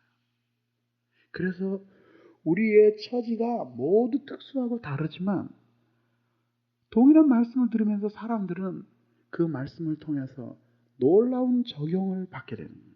그래서 우리 한 사람 한 사람이 하나님 앞에서 깊이 나를 향한 일관된 하나님의 메시지를 읽게 되는 것이. 이런 것들은 어떤 사람들에게 나타나냐면 그 말씀을 거절하지 않고 중심에서 받아들이는 사람들에게만 나타나는 현상이란 말이죠. 만약에 요즘 여러분들을 향해서 일관되게 주시는 말씀이 없다면 그러면 여러분들의 삶은 지금 표류하고 있는 것이에요. 여러분 일관돼요. 나 자신도 어떤 때는 깜짝 놀라는 거예요. 교회에서 하나님의 말씀을 전하면서 보는데 하나님은 일관되게 전하시는 거예요. 근데 그 말씀이 나를 향한 말씀이에요. 계속해서 하나님께서 일관되게 우리에게 하고 계신 말씀. 그 일관되게끔 하나님이 우리에게 그 하시는 그 말씀, 그것을 붙들고 우리들이 하나님 앞에 그 말씀이 주는 기도의 제목을 따라 기도하고 그 요구에 따라서 살아가려고 우리들이 애를 쓰면서 그 말씀의 빛에 비추어서 빛나간 하나님과의 관계를 점검할 때 우리는 곤고함으로부터 벗어나는 이 길로 성큼 들어서게 되는 것입니다. 그것이 바로 말씀이 우리를 살리시고 건지신다고 하는 의미인 것입니다. 여러분, 문을 들어서 하나님은 무엇이든지 우리를 위해서 해주실 수 있는 분이시니 이제 이번에 여러분, 하나님 나에게 일관되게 해주시는 말씀이 무엇입니까? 그 하나님 앞에 깨닫는 여러분들 되시기를 주님의 이름으로 축원합니다. 기도하겠습니다. 이 시간 우리 같이 기도할 때 하나님께서 우리에게 은혜를 베풀어 주시고 그리고 우리가 흑암과 사망의 그늘에 앉아서 곤고와 쇠사슬 가운데 매이면서도 그것이 하나님께 원인이 있었다고 생각하는 우리의 어리석음들을 용서해 주시고 하나님 곤고함의 마음이 뺏겨 말씀을 거역하며 하나님의 뜻을 멸시하면서 살았던 것들을 하나님 용서해 주시고 우리의 문제가 무엇이든지 말씀으로 하나님께서 우리를 고치시고 그리고 새롭게 하심을 깨닫도록 도와주옵소서. 이 시간 우리 같이 기도하겠습니다. 사랑이 많으신